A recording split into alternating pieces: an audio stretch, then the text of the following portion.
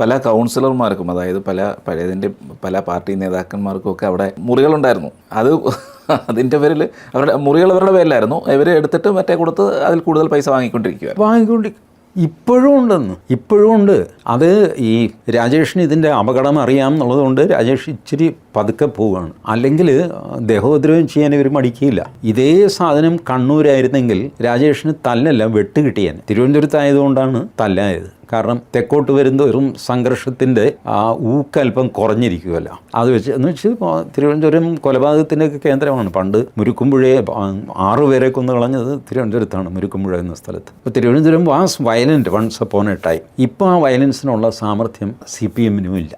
Violence പൊതുവേ കേരളത്തിൽ കുറഞ്ഞു. അതുകൊണ്ട് ഉന്തും തള്ളും, അതിനിടയ്ക്ക് ചവിട്ടോ എന്തോ കിട്ടി രാജേഷിന്. ബട്ട് ഞാൻ രാജേഷിനോട് പ്രത്യേകിച്ചും പറയുകയാണ്, ഇത് കേൾക്കുന്നവരോടും ഞാൻ പറയുകയാണ്, ഇനിയും രാജേഷിനെ അവർ തല്ലും. അവരുടെ ഒരു ആയുധമാണ് തല്ല്, അടിക്കുക, അപകടപ്പെടുത്തുക, ഇതൊക്കെ ചെയ്യും. പിന്നെ ഇതിൻ്റെ ഈ ടെൻഷൻ കൊണ്ട് രാജേഷ് പുറമേ വളരെ പ്രസന്നവതനായിട്ട് കാണുന്നുണ്ടെങ്കിലും ഇതിൻ്റെ എല്ലാം ടെൻഷൻ ഫൈനലി മേയർ കാണില്ല.